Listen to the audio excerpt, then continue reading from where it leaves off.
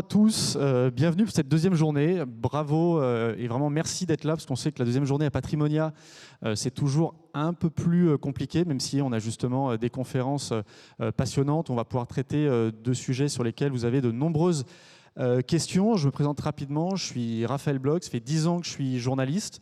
J'ai travaillé chez Reuters, aux Échos, je couvrais les marchés financiers. Et depuis maintenant plusieurs années, je ne travaille que sur les actifs numériques et notamment Bitcoin. J'ai cofondé The Big Whale, qui est une plateforme de recherche et d'information sur ces sujets. Aujourd'hui, donc, nous allons parler de Bitcoin, des ETF Bitcoin.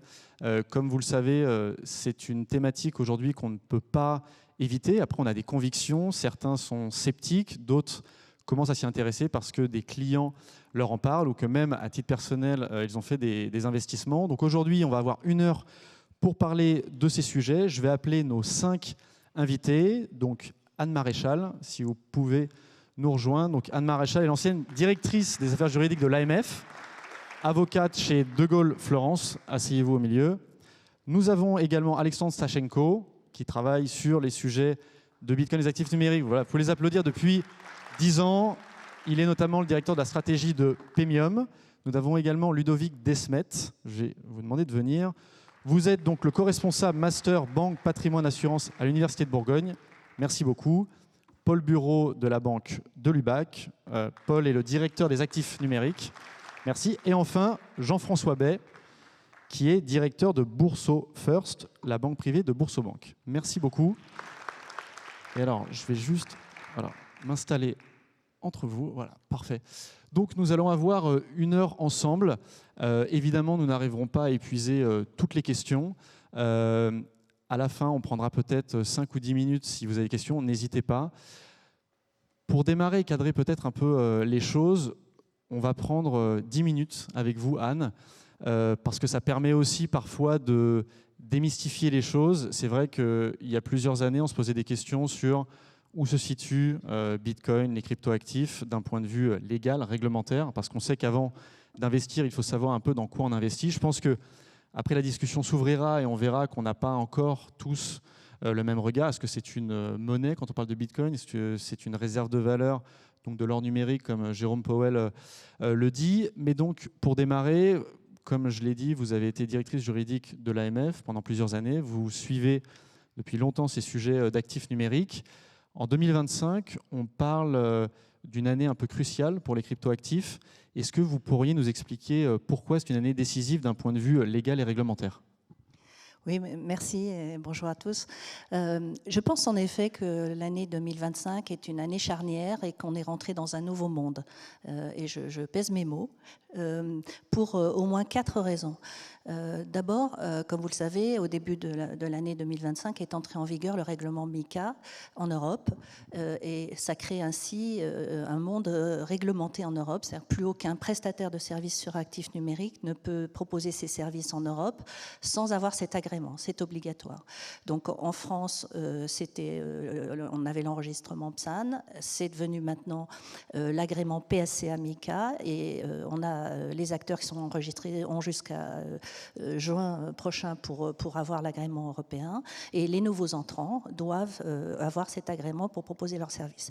Donc on est rentré dans un monde réglementé et j'allais dire complètement, c'est-à-dire sur le plan juridique, on a maintenant un cadre complet puisque vous vous souvenez peut-être qu'on avait rédigé d'ailleurs à l'AMF l'ordonnance blockchain dès 2018 qui permet l'inscription des titres financiers sur la blockchain. Ensuite, on a eu la loi Pacte en 2019, très tôt, on était le premier pays au monde à avoir une réglementation dans ce domaine qui a créé le régime des PSAN.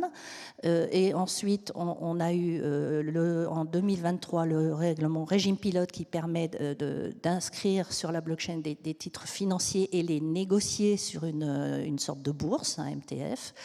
Et donc, on a comme ça un encadrement juridique qui est absolument complet dans ce domaine. Et là-dessus, Anne, effectivement, ce qui est intéressant, et vous l'avez donc mentionné, c'est vrai que 2025 est une année déterminante, notamment parce qu'on encadre un peu sur le modèle de ce qu'on connaît dans la finance traditionnelle, les intermédiaires. C'est ceux Absolument. qui permettent d'accéder Donc à ce produit. les PSCA, l'agrément PSCA, c'est prestataire de services sur cryptoactifs.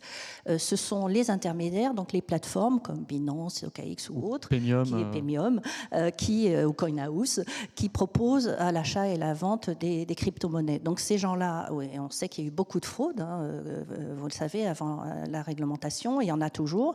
Mais donc ces acteurs vont devoir être tous régulés, avoir cet agrément pour proposer leurs services qui change tout, parce que vous avez toujours le risque lié aux cryptos, mais vous n'avez plus le risque de la fraude, puisque vous avez affaire à des gens qui ont été régulés. Et je dis souvent que l'agrément PSCA, c'est vraiment proche d'un agrément bancaire. C'est extrêmement exigeant. Donc seules les personnes, les sociétés sérieuses ont les capacités de l'obtenir. Il y a des contraintes en termes de cybersécurité, en termes d'équipe, en termes de compétences, en termes de fonds propres, etc. Et là-dessus, vous parlez abondamment du sujet. C'est vrai que, et ça ne concerne pas que les actifs numériques, il y a un peu cette dimension de compétition réglementaire à l'échelle internationale. Je suis allé plusieurs fois aux États-Unis il y a encore 18 mois. Il était particulièrement compliqué de travailler sur ces sujets. On le voit maintenant depuis 1 an et l'arrivée de l'administration Trump. Je parle bien juste des actifs numériques. Les choses ont l'air beaucoup plus simples. Est-ce que l'Europe, qui avait pris de l'avance, reste un marché intéressant sur les actifs numériques, ou est-ce que finalement on voit qu'aux États-Unis ils ont un peu pris le lead? Je prendrai juste un exemple, on en parlera après. BlackRock et les ETF, on voit que ça a littéralement explosé, ce qu'on ne constate pas forcément en Europe. Est-ce que d'un point de vue réglementaire, il y a une dynamique? Alors effectivement, c'était le deuxième facteur, je voulais vous mentionner, qui fait que l'année est importante, c'est le changement de posture aux États-Unis. On a une administration Trump qui s'est déclarée très favorable aux cryptoactifs. On a un livre blanc de la Maison-Blanche que je vous incite à aller lire, qui est très favorable et qui veut faire des États-Unis le premier pays. C'est un peu long, hein, si vous avez un week-end. C'est un peu long. Et puis surtout, ils ont fini par adopter une réglementation adaptée aux actifs numériques, ce que nous avions fait, nous, en 2019 avec la loi Pacte, avec le Genius Act tout récemment, pour les stablecoins uniquement à ce stade, mais c'est un début de réglementation. Et c'est très intéressant de voir que nous, on avait pris de l'avance, effectivement, avec notre loi Pacte dès 2019, qui a inspiré directement le règlement MiCA, alors que les Américains n'avaient pas de réglementation du tout, ce qui a conduit certains acteurs américains, comme le géant américain Circle, que j'ai la chance de conseiller, qui est venu chercher en France l'agrément émetteur de monnaie électronique pour émettre ces stablecoins, et qui a incité l'administration Trump à s'inspirer du règlement MiCA pour cette réglementation américaine. Et je dirais qu'il y a un troisième facteur, et même un quatrième. Le troisième facteur qui fait que l'année est importante, c'est le changement de posture aussi de vous-même, de tout le monde, des banques, vis-à-vis de la crypto-monnaie, je dirais, ou des crypto-actifs, comme on doit le dire en droit. On a compris que c'était plus un effet de mode, on a compris que c'était là. Les banques, je le vois maintenant depuis quelques mois, demandent à avoir une offre crypto parce qu'ils voient qu'il y a une concurrence, qu'il y a une demande. Ça s'est installé dans le paysage. Vous l'avez vu pour les paiements aussi, si bien que ça, c'est lié au fait que c'est devenu un monde encadré. Et donc, c'est un monde qui s'institutionnalise aussi. Et je prendrai comme exemple le fait que j'ai un certain nombre de clients importants, français et étrangers, qui demandent des doubles agréments de plus en plus, c'est-à-dire qu'ils demandent à être PSCA, donc prestataire de services sur actifs numériques pour les cryptos, mais aussi on est à la CPR avec eux pour demander des agréments d'émetteurs de monnaie électronique, de prestataires de services de paiement, etc. Et ces doubles agréments sont de plus en plus fréquents, et ils montrent quoi? Ils montrent que le monde de la crypto va vers la finance traditionnelle, et il y va de façon très très rapide. Donc il y a une institutionnalisation aussi de ce secteur. Non, très bien, merci beaucoup. Alors justement, je saisis la balle au bond sur l'univers crypto qui va à la finance traditionnelle et vice-versa. On a décidé d'intituler cette table ronde, donc Bitcoin, ETF Bitcoin, est-ce le nouvel or numérique, pour une raison simple, et on va en discuter, c'est qu'aujourd'hui Bitcoin est devenu incontournable. Et quand je dis incontournable, c'est que vous avez des dizaines de millions, voire des centaines de millions de personnes qui en détiennent un petit peu. Vous avez les entreprises qui ont commencé à investir dedans. Vous avez même des États. Alors après, ça reste, quand on parle du Salvador ou de quelques États qui ne pèsent pas forcément économiquement à l'échelle internationale, mais le mouvement est là. Et peut-être, pour commencer la discussion, je reprendrai les mots de Jérôme Powell, donc le président de la Fed, qui a dit il y a quelques semaines, et qu'il avait déjà précédemment expliqué au printemps, que Bitcoin est une forme d'or numérique dans sa capacité à préserver la valeur. Et donc, je voudrais qu'on ouvre la discussion là-dessus, et je vais commencer par vous, Alexandre, sur effectivement Bitcoin, qui est la première, la plus grande crypto-monnaie, celle que les gens connaissent. Est-ce qu'effectivement on peut parler, et après justement on va engager la conversation, est-ce qu'on doit le voir comme un outil spéculatif, comme une valeur refuge, potentiellement comme une monnaie? Là-dessus, on aimerait bien avoir votre point de vue, justement, ouvrir la discussion là-dessus. Oui, mais, bonjour à tous. Alors, premier élément d'abord, c'est que je pense que le premier mouvement positif qu'on peut faire en termes d'acculturation au sujet Bitcoin, c'est de ne pas le considérer comme la première crypto-monnaie. En fait, le sujet crypto et le sujet Bitcoin sont des sujets qui sont radicalement différents. Bitcoin est une forme, en tout cas au départ, de projet politique de monnaie. C'est un système de paiement, j'y reviendrai tout à l'heure. Les cryptos, ça veut un peu rien dire. C'est comme si on faisait un gloubi-boulga de les actifs, et puis qu'ensuite on se mettait à analyser dans le même sac une obligation d'État, une action, une œuvre d'art, de l'immobilier. Donc ça n'a pas vraiment de sens de faire cette catégorie-là. Ça a un sens d'un point de vue très technique, mais d'un point de vue du sous-jacent, ou en tout cas de ce qu'on regarde d'un point de vue financier et de la performance, ça n'a pas beaucoup de sens.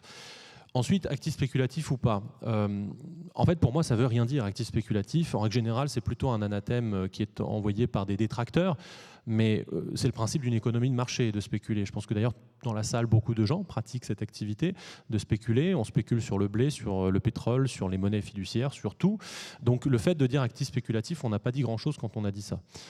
Bitcoin, c'est quoi? Comme je le disais, c'est deux choses. C'est un système de paiement qui est nativement numérique et sans intermédiaire. Ça, c'est la première chose que c'est. Et ça remplit son job. C'est-à-dire que si je peux prendre mon téléphone là et je peux envoyer de la valeur à l'autre côté de la planète, ça ne va pas me prendre 5 jours ouvrés. On pourrait se faire une transaction tous les deux. On pourrait se faire une transaction. De toi à moi, je préfère, évidemment. Mais ce que je veux dire, c'est que le système de paiement fonctionne depuis 15 ans, qu'il n'a pas d'arrêt. D'ailleurs, c'est un seul système d'information du monde qui fonctionne aussi bien. Et que ça va beaucoup, beaucoup plus vite que le système de paiement traditionnel. Et c'est une des raisons pour lesquelles, que ce soit Bitcoin, qui aujourd'hui traite quasiment 1000 milliards de volume en dollars par mois de transactions. Donc on a dépassé Visa, qui est le premier card scheme au monde. Donc c'est un système de paiement qui est utilisé et qui n'est plus une niche. Et quand je dis 1000 milliards, je ne parle même pas des activités boursières. Je ne parle que des activités de transaction ici, pour lesquelles les gens sont prêts à payer des frais. Donc système de paiement nativement numérique. Et deuxième chose, c'est effectivement un actif. Et cet actif, il a une prétention monétaire. C'est un projet politique de monnaie qui est une critique du système monétaire actuel, dans lequel on est depuis en gros une cinquantaine d'années, et qui a une caractéristique ou plusieurs caractéristiques qui sont critiquées par Bitcoin, qui sont notamment son caractère manipulable, donc le fait qu'on peut ajuster l'offre de monnaie. On l'a vu pendant le Covid, on a doublé la masse monétaire, on était tous chez nous à ne pas produire de valeur, donc il y a une manipulation de la monnaie. Et puis, c'est évidemment inflationniste, donc on perd du pouvoir d'achat. Donc Bitcoin, c'est une proposition de dire, on retourne, comme le dit Jérôme Powell, à une forme d'or numérique, parce que ce n'est pas manipulable, ce n'est pas national, il n'y a pas d'État derrière Bitcoin. En quantité limitée. Pardon ? Il est en quantité limitée. Tout à fait, il est en quantité limitée, donc plafonné à 21 millions d'unités, on est déjà à peu près 20 millions aujourd'hui. Donc c'est ça sa proposition de valeur aujourd'hui. Maintenant, dernier élément, c'est que quand on dit réserve de valeur, en fait on parle de deux choses, on parle de caractéristiques fondamentales, et ça Bitcoin les réunit, en tout cas objectivement depuis 15 ans c'est l'actif le plus performant, donc il sait préserver de la valeur, il est rare, il est non manipulable, etc., etc.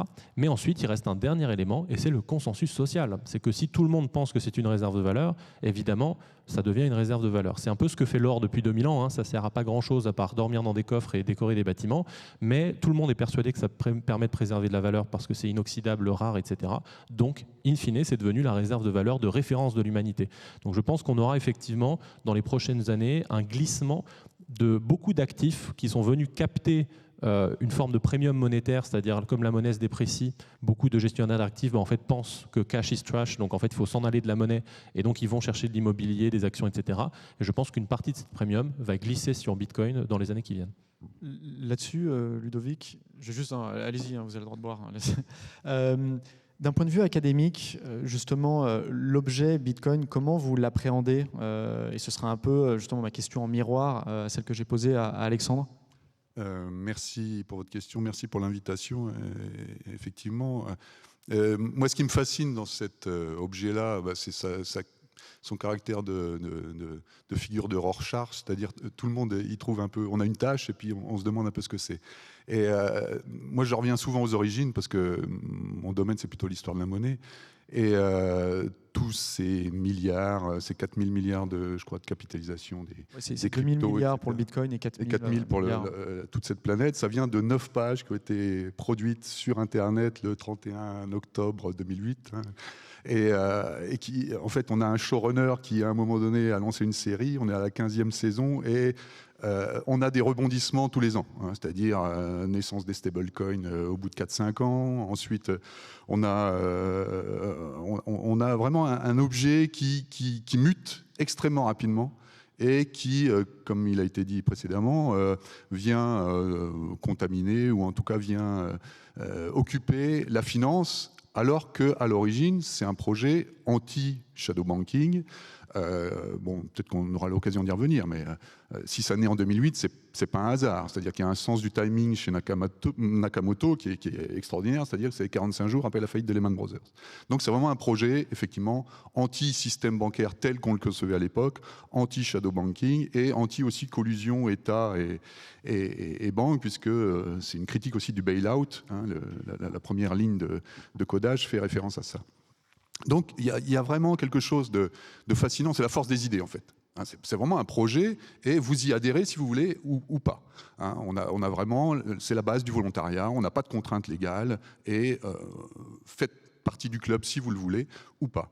Et à partir de là, une fois que la machine est lancée, avec une régularité de métronome, hein, toutes les 10 minutes on génère cet actif. Alors pour revenir à la question, bon, moi je ne pense pas que ça soit une monnaie, puisqu'une monnaie aujourd'hui c'est le passif de son émetteur. Hein, quand on a un billet de 50 € dans la poche, on a une créance sur la BCE. Quand on a un compte au LCL, on a une créance sur le LCL. Donc clairement, la monnaie d'aujourd'hui, c'est le passif de son émetteur. Or, le Bitcoin, c'est un actif. Alors sur l'or, on y reviendra peut-être. Moi, je suis un petit peu plus sceptique parce que l'or, comme créature apolitique, je ne pense pas du tout que ça soit ça. On a beaucoup travaillé justement avec des collègues de Lyon 2 sur ces histoires au 16e, 17e. L'histoire de l'or, c'est l'histoire des manipulations, des dévaluations, des réévaluations, etc. Donc la pièce en or n'avait pas de valeur inscrite dessus parce que justement, on changeait constamment sa valeur. Je pense que c'est un jeton. Hein. Le terme token me va très bien. Qui est beaucoup utilisé. C'est un actif très atypique, alors qui n'a pas de flux de revenus en soi, hein, contrairement à un actif immobilier qui rapporte des loyers ou les actions, les obligations qui sont une part de participation dans l'économie productive. Là, on est dans quelque chose d'autre et je pense que l'image de l'œuvre d'art me va assez bien parce que quand on achète, enfin si on peut s'acheter un Picasso ou un Rembrandt, on n'achète pas le poids de la toile et le poids de la peinture. On achète quelque chose pour le revendre et il me semble que on est dans ce domaine-là. On a un actif qui se rapproche en quelque sorte, même s'il est numérique, d'un actif physique totalement atypique et qui ne génère pas de flux de revenus en soi, n'est pas la preuve d'un investissement dans l'économie productive, mais à sa logique interne d'achat et de revente. Merci beaucoup. Alors justement, je vais me tourner vers donc Delubac et Boursorama. Là-dessus, Paul, et pour reprendre Ludovic, ce que vous avez dit, donc finalement, première question, est-ce qu'il n'y a pas quelque chose de paradoxal si je vous suis pour une banque à peut-être distribuer un produit qui est anti-banque, première question. Et deuxième question, c'est est-ce que vous pouvez nous dire un petit peu quelle est l'attente de vos clients, parce que vous êtes peut-être en France la banque la plus connue sur le sujet des actifs numériques. Qu'est-ce qu'ils perçoivent quand ils investissent dans du Bitcoin? C'est effectivement une œuvre d'art numérique ou est-ce que c'est la diversification d'un portefeuille parce qu'ils ont un peu d'immobilier, des actions, des obligations et donc ils veulent peut-être un peu de performance avec Bitcoin? Là-dessus, est-ce que vous pourriez, et j'aurais évidemment la même question pour Jean-François. Oui, tout à fait. Bonjour à tous. On parle surtout de diversification de portefeuille. On a vu pendant le squeeze de liquidité, le yield qui s'est effondré, on a vu la recherche du rendement chez les investisseurs qui a plus ou moins mené à l'explosion du private equity et l'allocation dans les portefeuilles des banques privées de 1 à 5% en private equity, ce qui n'était pas le cas avant parce qu'il y avait du rendement sur le sans risque. Et là, on a vu un petit peu ce rendement revenir là-dessus, mais maintenant on perçoit une allocation d'actifs dans le renouvellement de la richesse, c'est-à-dire la transmission de la richesse, qui est un gros problème pour les banques privées, parce qu'il faut avoir les codes des gens maintenant qui ne sont plus attirés par on va vous inviter à l'opéra ou on va vous inviter à un match de foot. Ça ne fonctionne plus. Ils veulent 100% digital, ils ne veulent plus parler à leurs conseillers. Ils préfèrent aller voir leur dentiste qu'un banquier actuellement. Ah. Non, mais littéralement. Et maintenant, vous les voyez qui disent en fait, je veux 1 à 5% de mon portefeuille sur des actifs numériques. Et évidemment, comme tout le monde connaît le Bitcoin, comme l'a dit Alexandre, quand même le seul programme qui n'a pas bugué en 15 ans, ils achètent la valeur sous-jacente de pouvoir transférer cette valeur. Et c'est peut-être une œuvre d'art, certes fongible en l'occurrence, mais en fait, ils voient ça comme un investissement sur le futur. Et ils ont beaucoup plus... ils acceptent beaucoup plus facilement le fait que le futur sera potentiellement là-dessus et pas forcément dans ce dans quoi leurs parents ont investi. Ok. Et là-dessus, encore une fois, parce que est-ce qu'ils comprennent totalement Bitcoin dans justement la manière dont vous l'avez assez bien défini, même si on voit qu'il y a plusieurs manières de l'appréhender, est-ce qu'ils comprennent totalement Bitcoin ou finalement est-ce qu'ils regardent juste les performances en se disant, comme Alexandre l'a rappelé, sur les 15 dernières années, c'est l'actif le plus performant? Oui, il y a énormément de ça. Ils regardent en général leur allocation globale, c'est-à-dire qu'ils vont avoir une partie sans risque ou peu risquée. Mais là où avant, ils allaient mettre ça sur un ETF S&P 500, maintenant, ils viennent chercher une poche de diversification. Et dans cette poche de diversification, il y a des cryptos. Et c'est littéralement ça, la complexité. Et il y a une autre complexité qui est très intéressante, c'est qu'on est face à des clients que les banques ne connaissent pas. On voit des gens qui arrivent, qui ont 99,99999% de leur richesse en crypto, comme un entrepreneur qui aurait réussi, en fait, où tout son argent est dans les actions de sa société. Et en fait, on voit des gens que les banques ne savent pas adresser. Ils ont énormément de crypto, ils cherchent du financement, ils cherchent à revenir dans l'économie réelle.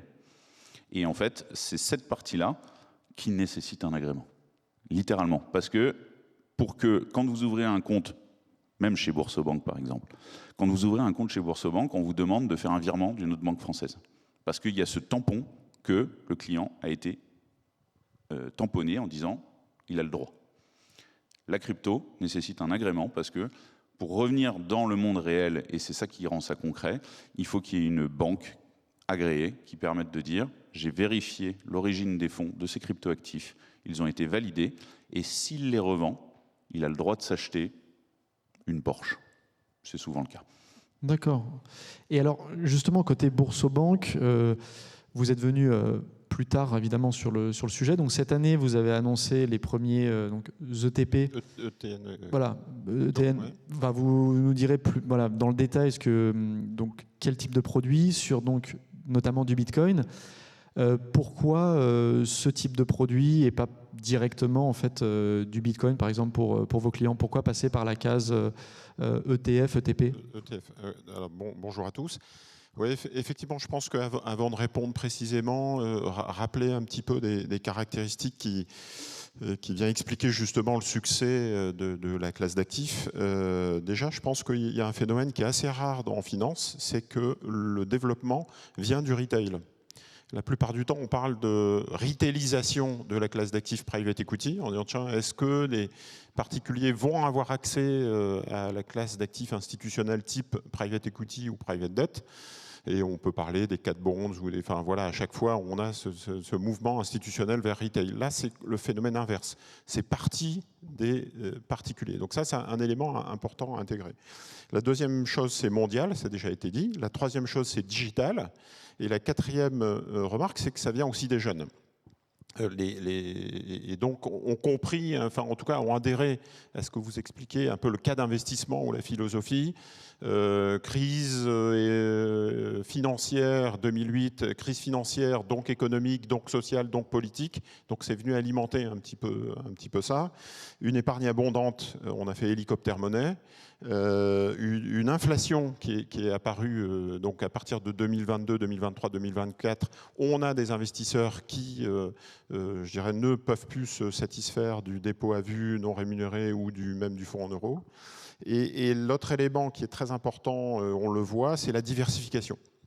Donc il y a besoin, c'est-à-dire que quand je regarde un ETF, quel qu'il soit, américain ou européen ou thématique, intelligence artificielle ou peu importe, j'ai quand même les 7 magnifiques qui pèsent 20 000 milliards de dollars, qui pèsent 36% des indices américains, qui pèsent, la tech représente 50% de près ou de loin des indices aujourd'hui actions américains et donc monde. Et donc ça, l'investisseur le touche du doigt en disant tiens, il faudrait peut-être que je réfléchisse à une manière de diversifier mon allocation. Et donc on regarde l'or et on regarde d'autres types de classes d'actifs. Et on a la chance d'avoir une classe d'actifs liquide qui se trade en quelques clics, etc., etc. Donc c'est pas illiquide comme le private equity ou parfois l'immobilier. Donc ça plaît beaucoup. Alors nous, pour répondre à votre question sur pourquoi on est passé sur les ETF ETN, hein, donc les titres de créance, parce qu'en France, si on veut être UCITS, l'actif peut pas, un même actif ne peut pas représenter plus de 10% du fonds, du portefeuille. Et donc, ça passe par un ETN titre de créance. Mais en gros, en fait, ça permet d'institutionnaliser la classe d'actifs. L'investisseur a en face de lui une grande maison de gestion, donc c'est BlackRock ou autre, CoinShares & Co. C'est chez Bourseau, il n'y a pas de wallet, il n'y a pas de compte à ouvrir, etc. Pour l'instant.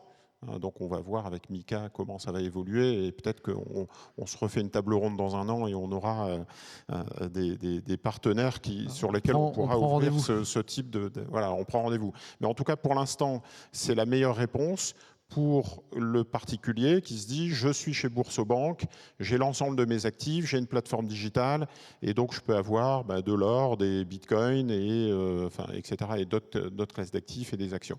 L'autre élément, c'est que à la limite notre organisation, le fonctionnement de Boursorama, banque en ligne, leader sur son marché, correspond bien à la limite au Bitcoin, au crypto. Il y a une partie banque au quotidien, et donc là j'ai ma carte bleue et j'ai mon moyen de paiement, et donc je reviens à la question, tiens, est-ce que je peux utiliser demain le Bitcoin comme moyen de paiement? J'ai la partie trading, où j'ai beaucoup d'investisseurs qui passent des ordres plutôt, alors on remettait en cause l'aspect spéculatif, mais en tout cas on a des investisseurs qui sont très très actifs, hein, on va dire ça comme ça. Et donc là on utilise les cryptos comme d'autres types de classes d'actifs, hein, sur les ETF d'une manière générale, hein, le taux de détention ne dure pas très longtemps. Et l'autre mamelle, j'allais dire, du développement de Boursorama, c'est l'investissement. Et là on a des nouveaux investisseurs, donc plus vieux, donc on parlait tout à l'heure des jeunes et de l'activité plus de trading et j'utilise le digital. Donc là, on va avoir une rentrée de clients plus fortunés, plus patrimoniaux, qui vont identifier le Bitcoin comme un actif de diversification dans une allocation.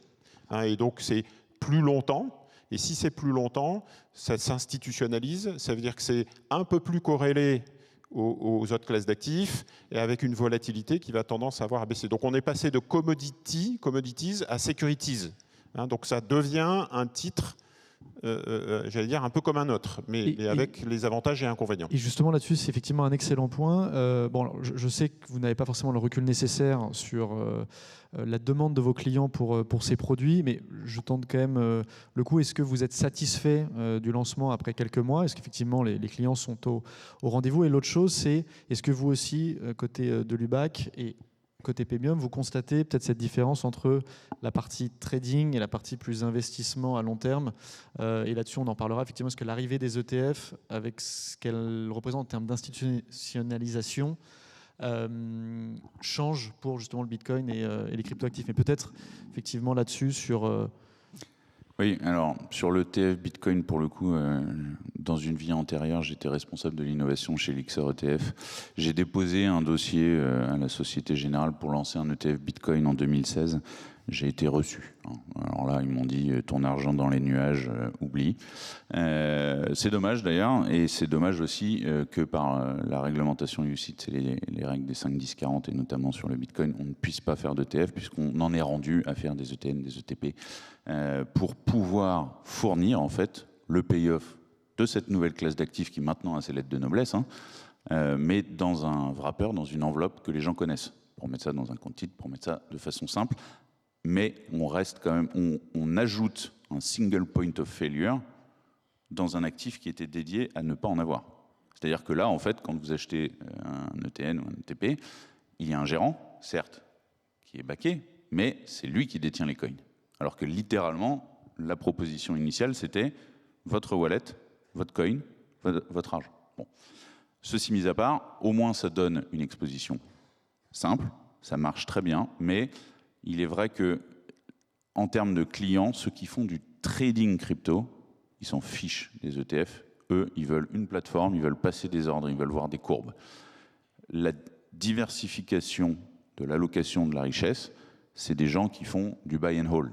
C'est des gens qui veulent mettre 1 à 5% de leur portefeuille sur cette classe d'actifs parce qu'ils ont aussi très peu confiance dans la retraite qu'ils auront, etc.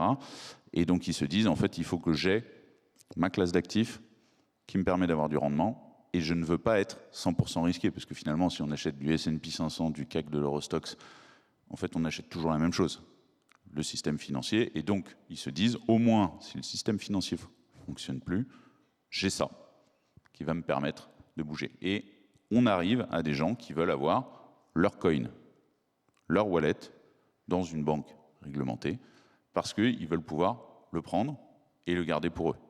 Là où finalement, en fait, si on achète un ETN ou un ETP, ben, on est soumis au fait que cette personne-là voudra bien les donner, les transférer. Et donc, je pense que c'est dommage de devoir être passé par là, d'avoir l'ETF ou l'ETN, là où la philosophie initiale, c'était vous êtes maître de votre propre investissement et on peut avoir un Bitcoin avec un téléphone portable.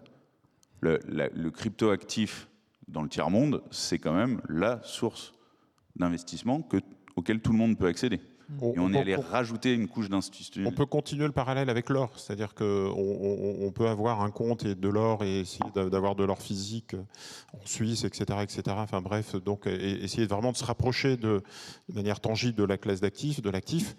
On peut aussi avoir un ETF sur l'or et puis l'échanger et le garder en portefeuille. C'est plus simple, c'est plus rapide, c'est plus, enfin voilà. Donc c'est un peu le même fonctionnement. Nous, on a un gros succès sur les ETN pour ces investisseurs plus patrimoniaux qui le mettent en allocation d'actifs. Les ETF, d'une manière générale, sur 2025, ça cartonne.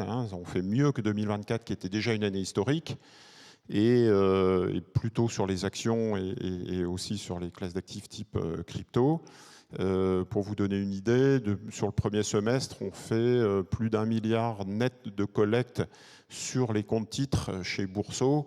On fait x4 par rapport au dernier semestre 2024. Donc c'est vraiment colossal. Et on voit arriver des cohortes de jeunes qui font du plan d'investissement, du plan d'épargne sur des petits montants, etc. Donc ils ont compris, vu notamment l'inflation et le besoin de diversification, qu'il fallait rentrer dans cette phase d'investissement. Donc ça marche très bien. On est à 900 000 nouveaux clients rien que sur le premier semestre. Donc on avait fait 1,5 million de nouveaux clients l'année dernière et il y a 50% de nos nouveaux clients qui ont moins de 25 ans. Donc c'est vraiment une question de génération. On ne va pas rentrer dans le débat boomers ou pas, mais ce n'est pas l'objet. Mais en tout cas, les jeunes rentrent dans cette classe d'actifs. Alors nous, c'est plutôt patrimoniaux, justement pour les raisons que vous venez d'évoquer. Donc sur l'ETF, qui peut être perçu comme un peu déceptif pour les early adapters qui veulent avoir un wallet et qui veulent rentrer dans l'actif pur. Pour revenir sur finalement la question initiale, à vous entendre, on est quand même davantage sur un actif avec des propriétés comme par exemple celle de réserve de valeur face à l'inflation plutôt que la monnaie. Enfin, après, justement, Alexandre, vous le précisiez au début, Ça va dépendre aussi des cas d'usage, peut-être des géographies. C'est vrai que certains pays, on va davantage utiliser le Bitcoin pour se protéger de l'inflation. D'autres où le système de paiement n'est pas efficace, on va peut-être plus comme un moyen de paiement. Mais encore une fois, nous sommes à Lyon, en Europe. Est-ce qu'on ne peut pas, là pour le coup, dire qu'on est davantage sur une classe d'actifs, une forme d'or numérique ? Alors si, et je pense que ce qui vient d'être dit avant résonne particulièrement à ce que j'ai dit au tout début, c'est-à-dire qu'on voit que le champ lexical change, que l'on parle de Bitcoin ou des cryptos. Dès qu'on parle de Bitcoin, on parle de diversification, de buy and hold, de tenir sur le long terme. Moi, j'utilise d'ailleurs plutôt le vocable autour de l'épargne pour Bitcoin, et je ne suis pas le seul à le faire. Je le dis de façon pas du tout innocente. Le rapport que BlackRock avait sorti l'an dernier sur Bitcoin présentait le Bitcoin comme une assurance contre la faillite des monnaies traditionnelles. Et quand il recommandait une allocation, qui de mémoire était de 3 ou de 5%, je ne sais plus exactement, il ne recommandait pas de la prendre sur la part action. Il recommandait de la prendre sur la part obligataire, sur du sans risque. Donc, quand on regarde Bitcoin tout seul, on parle de quelque chose qui a le potentiel d'être une réserve de valeur, qui, pour ceux qui y sont depuis un certain temps, ce qui est mon cas, remplit déjà ce rôle depuis 10 ans. Et pour ceux qui regardent vers le futur, se disent effectivement, j'ai une thèse d'épargne, j'ai même pas une thèse d'investissement, j'ai une thèse macro sur les monnaies fiduciaires traditionnelles qui ne sont plus les réserves de valeur que la monnaie est censée être. Et donc j'ai à côté un actif qui remplit les caractéristiques pour l'être, donc je vais aller dessus. Et mon objectif, c'est, Paul l'a dit tout à l'heure, à titre personnel, je ne suis pas convaincu que j'aurai une retraite décente dans le système qui est le nôtre. Donc en fait, je suis bien obligé de regarder autre chose. Et les bitcoins que je ne les détiens pas pour les vendre dans 6 mois. Je les détiens pour plusieurs années, voire plusieurs décennies. Dès qu'on parle de crypto, on change le champ lexical. Et ça, je suis d'accord. C'est-à-dire que les cryptos, ça ressemble dans la quasi-totalité à plutôt du venture capital. C'est des projets technologiques, c'est risqué, il y a des faillites, ça monte, ça descend, ça va à zéro, ça fait x10. Comme dans le venture capital, où en fait on investit dans 10 startups, il y en a 9 qui vont à zéro, il y en a une qui réussit. Donc ce champ lexical est très intéressant parce que ça résonne particulièrement avec ce que je disais au tout début. Et si on prend les ETF Bitcoin, par exemple aux États-Unis, rappelons quand même aussi que ce sont des chiffres absolument incroyables. Ils ont été lancés après une dizaine d'années de bataille juridique avec la SEC, donc l'AMF américaine. Quand la SEC a dû finalement autoriser la mise sur le marché de ces produits en janvier 2024, entre-temps, ça fait à peine 1 an et demi, c'est 150 milliards de dollars d'actifs sous gestion. L'ETF de BlackRock, l'IBIT, c'est déjà 90 milliards de dollars d'actifs sous gestion. Et je tiens à préciser qu'ils ont pulvérisé le record du temps mis pour atteindre 80 milliards d'actifs sous gestion. Ils ont fait en 1 an, en gros. Le précédent record, c'était l'ETF S&P 500 de Vanguard. Ils avaient mis 5 ans. Donc, je rajoute par-dessus ça que BlackRock, donc le plus gros gestionnaire d'actifs de la planète, c'est maintenant son produit le plus rentable. Le plus rentable, c'est l'ETF Bitcoin. Donc il y a vraiment un engouement qui ne relève même plus de la niche, qui relève de l'engouement assez général. Maintenant, c'est vrai que quand on regarde la démographie des gens qui s'en servent, quel que soit le pays, la variable discriminante numéro 1, c'est la jeunesse. C'est en France, par exemple, 50% des détenteurs, un peu plus, ont moins de 35 ans, alors que ça ne représente que 25% de la population. Donc il y a un vrai engouement du côté des jeunes qui se sentent dépossédés des autres classes d'actifs, qui se disent je ne pourrais même pas accéder à l'achat d'une maison, d'un appartement, je ne peux pas accéder à d'autres choses, du private equity, etc. Oui, mais le Bitcoin, je peux en acheter pour 1 euro, je peux en acheter pour 5 euros, je peux le garder pour 30 ans, et je sais que ce sera là dans 30 ans. Donc il y a vraiment eu ce shift-là qui a été fait sur les dernières années, sur les derniers mois même, et qui, à mon sens, est... je rejoins Anne, ce qu'elle disait tout à l'heure, on a changé de dimension, effectivement. Oui, je voulais rajouter ça, confirmer. C'est pas nouvelle or, c'est nouvelle ère, peut-être. Et donc, confirmer les chiffres de Alexandre sur nous, il y a Bitcoin et les autres. Donc, l'ETF Bitcoin prend une part énorme. Et donc, les investisseurs ont identifié justement les spécificités de l'outil. 150 milliards de dollars de capitalisation sur les ETF, à peu près 250 ETF au niveau mondial. Sur le Ethereum, c'est 30 milliards d'actifs sur les ETF. Donc, c'est vrai, il n'y a pas de match, quoi. Il y a la première ligue avec Bitcoin loin devant. L'autre élément sur nouvelle ère, pour apporter un peu d'eau au moulin, c'est qu'on est rentré dans une phase plus institutionnelle, avec ses avantages et inconvénients. On voit bien le développement des ETF, des grands noms comme BlackRock, Amundi, Co. Et quelque part, je pense que... Alors ça va jusqu'au développement de ce type de produit, et ça va aussi dans le développement des gestions pilotées et des gestions sous mandat, puisqu'on parle d'allocation d'actifs. Vous avez vu le texte du 7 août de Donald Trump, puisqu'on parlait de la réglementation américaine, qui demande à ce que la SEC référence les cryptos et les autres actifs alternatifs dans les 401K. Donc c'est les plans de retraite, hein. Alexandre parlait de retraite.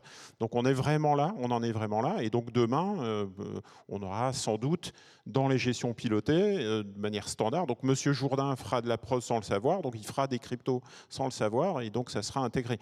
Dans nos allocations dynamiques, le private equity pèse 12% déjà. Je pense que si vous posez la question aux clients Boursorama en disant « Est-ce que tu détiens du private equity ?» Non. Enfin, qu'est-ce que tu as dans ta gestion pilotée pour ta retraite sur 30 ans? Je ne sais pas trop.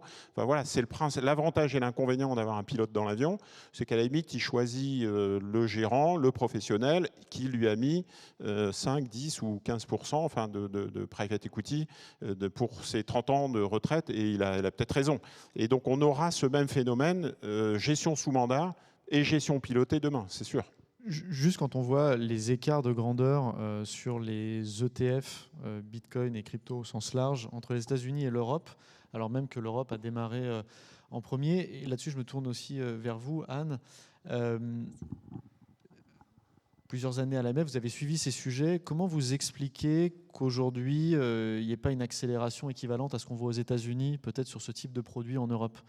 C'est un problème de réglementation, c'est un problème de distribution, on en parlait. Comment vous analysez le fait qu'on soit parti avant, mais que finalement, il n'y a absolument pas la même vague? Et peut-être que c'est effectivement côté CGP. Enfin voilà, d'où vient ce petit delta aujourd'hui? Je le regrette personnellement parce qu'on avait effectivement beaucoup d'avance, puisque je vous dis la loi Pacte c'est 2019. Et le régime pilote qui permet, qu'on a pensé pour les banques notamment, permet donc de tokeniser des titres financiers et de les échanger sur une plateforme. Ça, les banques s'en saisissent pas encore. Donc les banques françaises, en revanche, effectivement, aux États-Unis, on a eu cette bataille juridique et cette très très forte avancée des ETF Bitcoin dès 2024, et puis des gros acteurs sont nés aux États-Unis, je vous le disais, comme Circle, mais qui est venu demander des agréments en France. Et il y a 2 ans, ils m'ont dit on veut tous les agréments possibles. Vous voyez, eux étaient en avance en termes de vision sur la réglementation par rapport aux Français qui se posaient encore beaucoup de questions. Et ils ont eu raison, puisqu'aujourd'hui, plus aucun acteur non régulé n'a d'avenir. Hein, je crois qu'on peut le dire. Alors pour les banques, je trouve et les institutions financières, SGP, entreprises d'investissement, depuis quelques mois, là, c'est tout récent, je vois un vrai changement. Elles se disent qu'il y a une offre crypto qui est en train de se développer par ailleurs et que ça crée une concurrence forte. C'est la jeunesse. Ce sont leurs clients qui viendront peut-être jamais les rejoindre dans la banque parce qu'ils vont trouver cette offre ailleurs. Et comme je vous le disais, les gros acteurs de la blockchain sont en train de se diversifier vers la finance traditionnelle. Donc, ils risquent de happer toute cette clientèle. Et par conséquent, les banques commencent, en France, en tout cas, à réaliser que c'est une concurrence importante et qu'il faut qu'elles aient une offre de cryptoactifs. Et alors, ce qu'elles n'ont pas forcément réalisé, et c'est vraiment très important de le savoir, et je le leur dis, parce qu'il faut qu'elles épousent ce tournant stratégique, il y a une procédure simplifiée dans MiCA, dans le règlement MiCA, pour les banques, pour les institutions financières qui sont entreprises d'investissement, émetteurs de monnaie électronique, SGP, Société de gestion de portefeuille aussi. Vous avez une passerelle, enfin une procédure simplifiée pour obtenir l'agrément MiCA, pour donc proposer une offre de crypto en toute sécurité. Et pourquoi? Parce que ces banques, ces institutions sont déjà régulées, elles sont connues de l'ACPR, donc tout le volet prudentiel qui est requis pour les nouveaux entrants et qui est difficile à proposer, elles l'ont déjà. Donc c'est pour ça que la procédure est simplifiée. D'ailleurs, la banque de Lubac le sait et s'est engagée dans cette procédure. Donc il faut que les banques le fassent et qu'elles demandent cet agrément pour elles-mêmes pour pouvoir dire que c'est leur offre à elles. Sinon, si elles passent par des prestataires déjà agréés, elles ne pourront pas dire que c'est leur propre offre. Et si on veut revenir sur peut-être la question de est-ce qu'on peut acheter aujourd'hui du Bitcoin et des cryptos de façon légale? Il y a plein de, effectivement. Si je devais résumer ça, je dirais vous avez en quelque sorte 3 niveaux. Vous pouvez, si vous les achetez directement, Alors là, ma recommandation, et vous l'avez compris, c'est surtout passer par un intermédiaire agréé MiCA, donc ou enregistrer PSAN jusqu'en juin et qui sera agréé MiCA, ou agréé MiCA PSCA. C'est indispensable parce que sinon vous avez affaire à un risque de fraude important et vous n'avez aucune garantie. Donc ça, c'est vraiment la recommandation essentielle. Vérifiez sur le site de l'AMF, il y a une liste noire des gens des fraudeurs.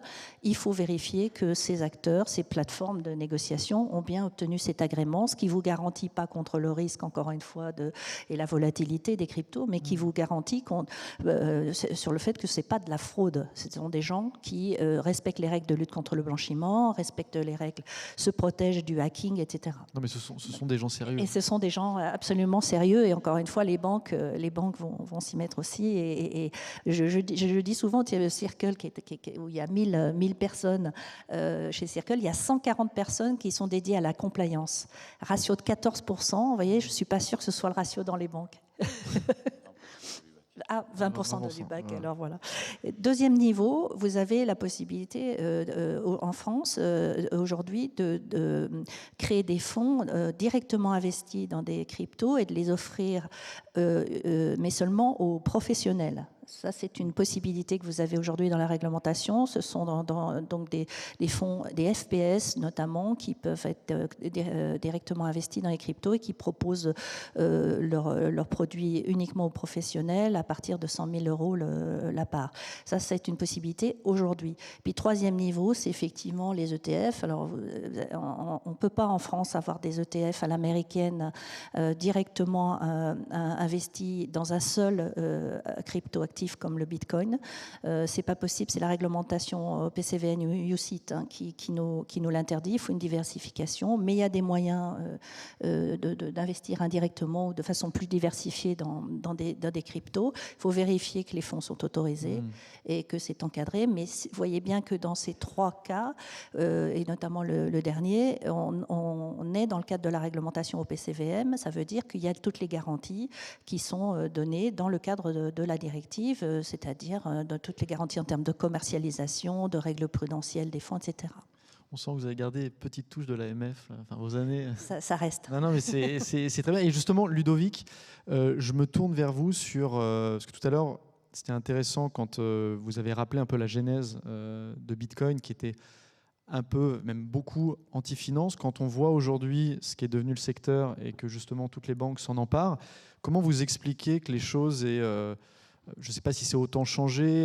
Et pareil pour ce que disait Jean-François, c'est-à-dire qu'on est parti d'une industrie où vous aviez que des particuliers. Aujourd'hui, on voit tous les acteurs financiers qui se positionnent. Comment vous l'analysez, ce mouvement ? On a des conditions macroéconomiques qui ont vraiment changé. C'est-à-dire que Bitcoin, c'est un prototype qui est monté dans un garage, un peu comme Apple, avec quelqu'un d'ailleurs dont on ne connaît toujours pas l'identité, mais bon, qui naît dans un milieu très particulier, plutôt contestataire des systèmes traditionnels, en particulier des systèmes de paiement. Mais j'en reviens à 2008 parce que, bon, déjà, il a fallu expliquer ça aux étudiants. Et puis aussi, 2008, c'est le début de l'inondation des liquidités sur les marchés. Le bilan de la Fed, quasiment jusqu'au Covid, a été multiplié par 4. Le bilan de la BCE a été multiplié par 3,5. Ça fait énormément de liquidités. Donc, ces liquidités, à un moment donné, il va falloir qu'on les place. Et 2008, c'est aussi le début de la fin des fonds actifs type hedge fund qui ont vraiment souffert de la crise. Et c'est le moment du décollage, justement, de BlackRock, Vanguard, etc. Et la gestion passive, la gestion bêta, comme on l'appelait quand on enseignait le MEDAF dans les écoles de gestion, etc. La gestion passive, c'était du low cost. C'est-à-dire, comme disait Bogle, le PDG de Vanguard, je ne cherche pas l'aiguille dans leur botte de foin, j'achète la botte de foin. Comme ça, voilà, je ne prends pas de risque. Bon, et aujourd'hui, on se gave de ces bottes de foin avec des aiguilles de plus en plus importantes dedans, mais on a ces phénomènes qui se conjuguent, en fait, qui sont vraiment distincts. La politique des banques centrales, parce qu'en plus, Bernanke avait été obsédé par la crise de 29, il a fait 40 ans d'études sur la crise de 29, il était à la tête de la Fed, il voit la crise de 29 arriver, donc il lâche les liquidités. Les banques centrales dans le monde entier les lâchent aussi. On a cette gestion passive qui, petit à petit, commence à se dire on a des rendements nuls, parce que des excès de liquidité, c'est des taux d'intérêt nuls, on a tous vécu. Qu'est-ce qu'on va trouver comme chose qui se valorise? Donc on va se reporter sur ces actifs alternatifs.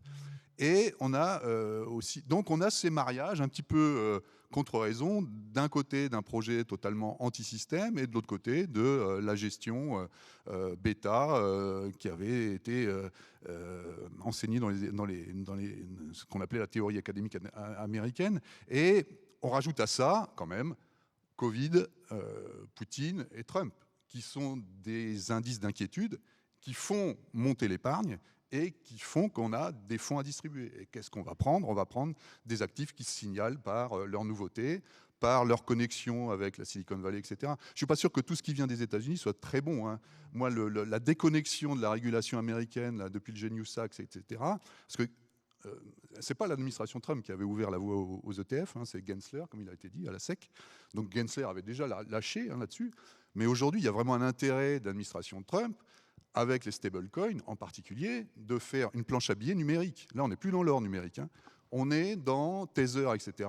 Acheter des bons du trésor américain qu'on va convertir dans le monde numérique. Et je pense que c'est assez inquiétant, ce virage-là de déconnexion de tous les signaux d'alarme. Ça me rappelle quand même furieusement ce qui s'est passé en 2006, 2007, etc., quand on commençait à avoir des subprimes un peu dans tous les bilans. Et l'indépendance des banques centrales. Comment ? Et l'indépendance des banques centrales. Puisque derrière, c'est aussi lié, on parle d'injection de liquidité. Oui, mais il fallait sauver le système. Enfin... Alors, ce serait effectivement une très bonne nouvelle heure de débat. On arrive au bout. Je vous propose de prendre 2 questions dans la salle. N'hésitez pas. On n'a pas pu tout aborder, donc vous avez forcément des questions. Vous pouvez lever la main. Il n'y a pas de mauvaises questions. Et ça peut me mettre... Alors, à la limite, moi j'en ai... Ah voilà, il y a monsieur.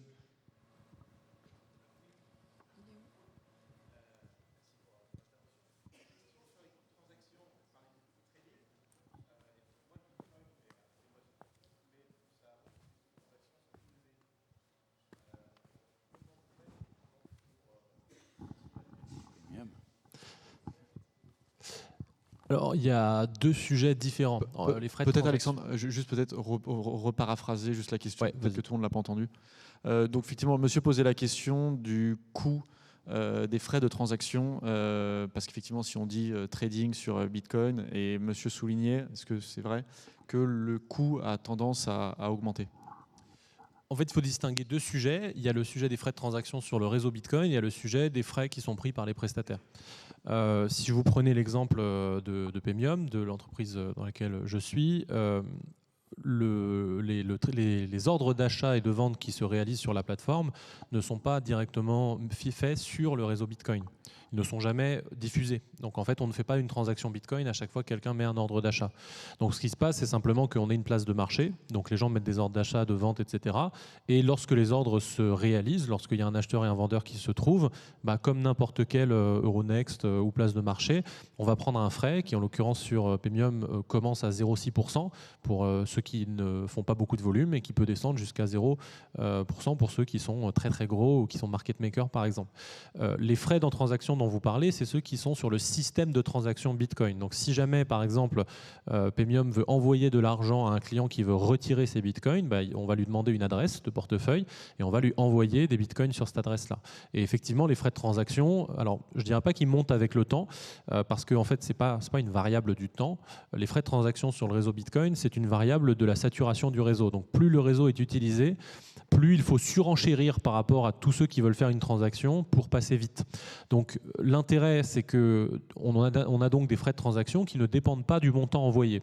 Et ça, c'est particulièrement intéressant à partir du moment où on veut envoyer des gros montants. C'est sûr que si on veut payer la baguette de pain en Bitcoin et qu'on se retrouve à payer 1,50 € et qu'on rajoute 2 € de frais de transaction, ça n'a pas beaucoup de sens. Si on veut envoyer en revanche un virement international de 1 million d'euros et que ça coûte toujours 2 € de frais de transaction et que ça prend 10 minutes, là vous avez un concurrent massif direct de tout ce qui est transfert bancaire, Western Union, TransferWise, etc. qui sont d'ailleurs, je terminerai là-dessus, mais lorsque le Salvador avait fait de Bitcoin sa monnaie nationale, une des choses qu'ils ont mis en avant, c'est que en fait 25% du PIB, c'est des gens qui renvoient de l'argent au Salvador depuis l'étranger. Et il y avait CNBC, je crois, ou MSNBC, qui avait titré c'est la décision qui pourrait coûter 400 millions de dollars à Western Union. Parce que effectivement, le concurrent direct de Bitcoin sur l'aspect paiement c'est plutôt les gros virements internationaux que le sans contact au supermarché, sur lequel il y a d'autres solutions, mais qui seraient un peu compliquées à aborder ici, mais qui, notamment le Lightning Network, qui sont des formes de surcouches sur le réseau Bitcoin, où moi, effectivement, je peux quand même aller dans une boulangerie, acheter une baguette de pain et me retrouver à payer quasiment 0 frais de transaction. Mais voilà, je ne vais pas lancer un débat sur le Lightning Network maintenant. Paul ? Très rapidement, mais c'est important aussi, parce que le Bitcoin, vous l'achetez chez quelqu'un. Évidemment, vous ne l'achetez pas en direct on-chain. Et il y a une couche d'intermédiaire qui peut être assez titanesque. Et du coup, les frais de transaction ne sont pas toujours apparents, dans le simple fait que si vous prenez votre carte bleue là et que vous essayez d'acheter du Bitcoin chez des acteurs que je ne citerai pas, mais plutôt américains, vous allez avoir 3% de frais de carte bleue plus un spread qui est énorme. Et malheureusement, il n'est pas toujours bien communiqué aux clients. On va dire ça. Il n'y a pas de spread sur Paymio. Voilà, exactement. Mais dans d'autres exchanges que je ne citerai pas, le spread est énorme. Et en fait, il se rémunère sur énormément de couches. Et en fait, le client, il dit, en fait, il n'achète pas un Bitcoin, donc il ne va pas comparer le prix avec le prix du Bitcoin. Il va acheter des Satoshi, donc millionième de Bitcoin. Une partie. Voilà, on est obligé de mettre 110 000 $. Voilà, c'est ça. Et en fait, il ne va pas comparer au prix d'achat. Là où, dans la finance traditionnelle, il y a une notion de best execution qui existe depuis très longtemps, qui est très compliquée à faire sur la crypto, parce qu'il y a beaucoup d'exchanges, beaucoup de liquidités, on-chain, off-chain, il y a des OTC, etc., il y a des market makers. Et la notion de best execution, on parle de quasi-best execution d'ailleurs dans la crypto. Donc en fait, on affiche 0 € de frais, mais en fait, derrière, il y a des couches. Le prix intègre un des frais très importants que ne connaît pas l'investisseur final. Exactement. Et là-dessus, je pense qu'on est encore dans la phase d'atterrissage. C'est-à-dire qu'il y a encore... Exactement, c'est exigé pour les acteurs agréés, ce qui va causer des problèmes à certains business models de plateforme que nous ne citerons pas. Que l'on ne citera pas. Voilà. Et sur les ETF, une petite remarque pour compléter et apporter la réponse. On est par définition sur Euronext Paris, donc on fait du courtage, vous êtes en bourse, vous présentez l'ordre et vous avez des frais de courtage. Chez Boursorama en banque privée, c'est 7 points de base, donc 0,07%. Mais voilà, donc c'est des frais de courtage, des frais de bourse. Et 0,07 comparé à si vous achetez du Bitcoin maintenant en carte bleue sur une plateforme américaine, vous êtes à 7% de frais. En tout, entre le spread, les frais de carte bleue et le prix d'exec. Mais la plupart du temps, les investisseurs ne regardent pas trop, malheureusement, encore. Ils achètent du Bitcoin, ils s'en fichent. C'est une vraie question, vous avez raison. C'est un très bon point. Merci pour la question. Une deuxième question, et après, oui monsieur.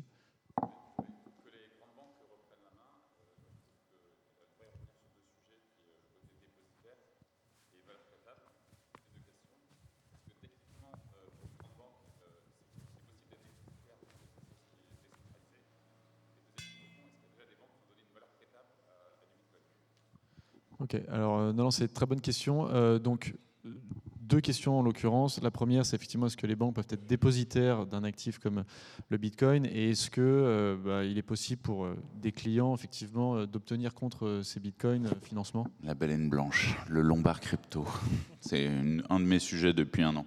Premièrement, sur le dépositaire, même si c'est un actif qui initialement était anti-banque, était anti-tiers de confiance, je vous le rappelle, c'était quand même l'idée.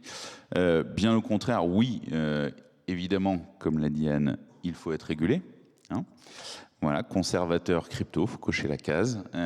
C'est complexe, je préfère vous le dire. KCI Slay, notamment. C'est complexe. Il y a aussi un panel de sécurité informatique qui est très important là-dessus, avec des audits, etc. Donc oui, c'est possible pour une banque. Je pense qu'il n'y a pas vraiment d'ironie sur le fait qu'une banque puisse être dépositaire d'un actif qui à la base était anti-banque. Moi, je pense surtout que, et c'est un point très amusant, c'est que quel que soit le produit financier que vous achetez, il est placé au même endroit sur la courbe de risque-rendement. La théorie du marché efficient fait que s'il rapporte beaucoup, c'est qu'il y a beaucoup de risques.